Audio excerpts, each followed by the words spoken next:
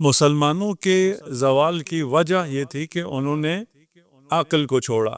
جب عقل چھوڑا تو در علم خود بخود چھوٹ گیا، اور اگر در علم پر انسان نہ ہو تو پھر تباہی، بربادی اور زوال اس کا مقدر ہوتی. عقل کو چھوڑ کر صرف نقل کو، اور نقل کو بھی بغیر عقل کے قبول کرنے کا صرف میں ایک آپ کو جھلک دکھا دوں. روایت ہے ہمارے بھائیوں کے ہاں کہ جب خدا نے اپنے آپ کو خلق کرنا چاہا، خدا اپنے آپ کو خلق کرنے کا ارادہ کر رہا ہے، تو اس نے پہلے فخلق الخیل، اس نے اونٹ کو خلق کیا، اس کے بعد اونٹ کو دوڑایا.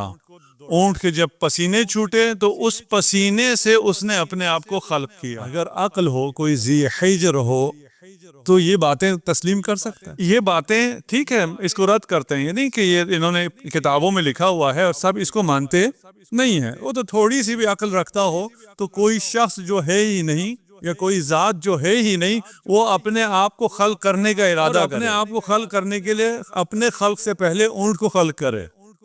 یہ عقل میں آنے والی چیزیں ہے ہی نہیں.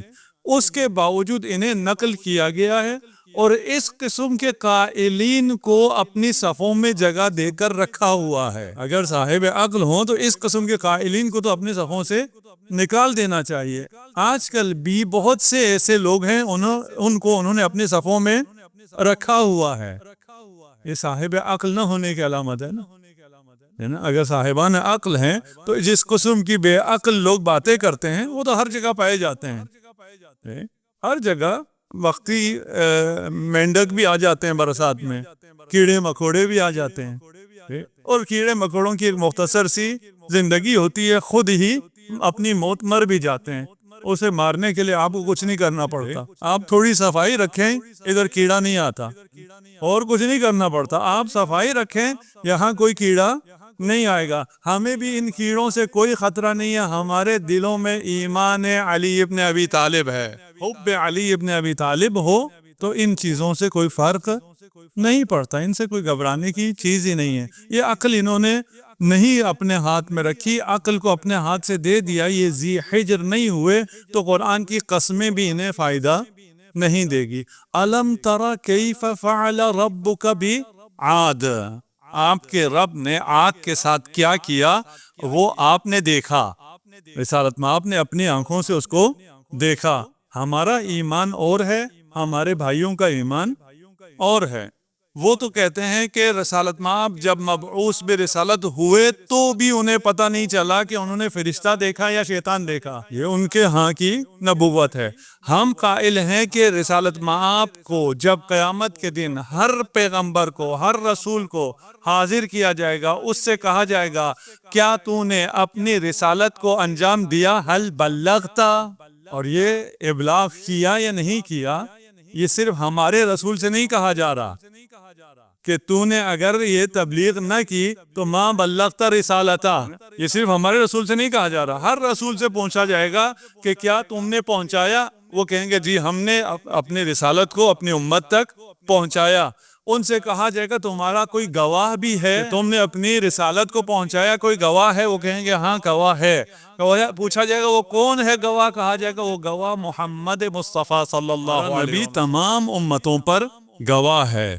اور پھر جب گواہی طلب کی جائے گی اور رسالت مآب کو پیش کیا جائے گا، کہا جائے گا آئیے گواہی دیں، تو آپ علی مرتضیٰ کو گواہی کے لیے بھیجیں. ایسی نبوت اور ایسی ولایت اور ایسی امامت کے ماننے والے اور مانتے رہیں گے. پھر سمود، وہ کون سا سمود ہیں؟ جنہوں نے جابوا الصخر بالواد، وادی میں چٹانوں سے گھر بنائے، اتنی باعظمت شہر بنائے.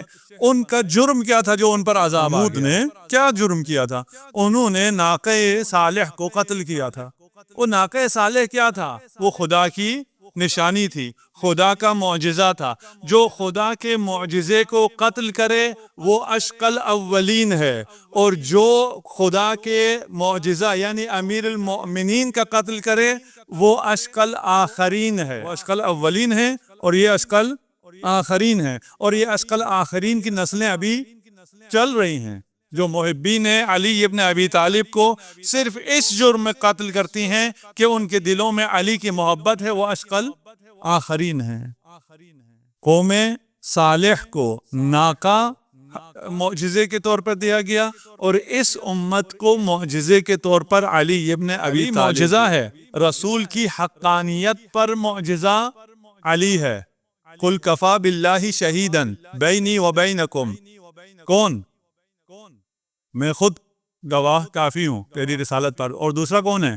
ومن عندہ علم الکتاب، رسول کی رسالت پر گواہ اللہ کے ساتھ علی ابن ابی طالب ہے۔ ومن عندہ علم الکتاب، کس کے پاس علم کتاب تھا؟ کسی کا بھی کوئی شخص ادعا کر سکتا ہے کہ یہ ایسا شخص ہے جس کے پاس علم کتاب ہے۔ جس کا بھی کہیں گے اس کے پاس علم کتاب ہے، ہم اس کی جہالت کے نمونے پیش کرتے چلے جائیں گے۔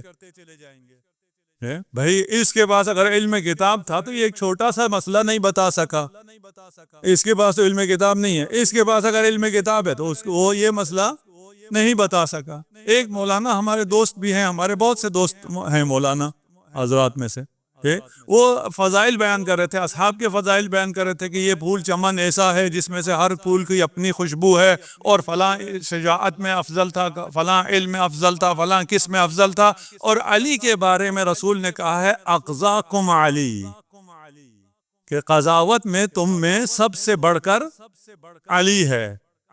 وہاں روک کر ہمارے ایک دوست نے کہا باقی فضیلتیں جو آپ نے بیان کی آپ نے اپنے پاس سے بیان کی، رسول نے نہیں کہا تھا۔